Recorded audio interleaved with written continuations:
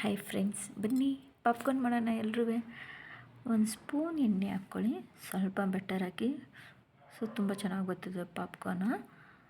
ಆಮೇಲೆ ಪಾಪ್ಕಾರ್ನ್ ಹಾಕ್ಬಿಟ್ಟು ಸ್ವಲ್ಪ ಸಾಲ್ಟ್ ಹಾಕಿ, ಜಾಸ್ತಿ ಬೇಡ. ಮತ್ತು ಕುಕ್ಕರ್ ಮುಚ್ಕೊಳ್ಳಿ, ಉಲ್ಟಾ ಮುಚ್ಚಬೇಕು.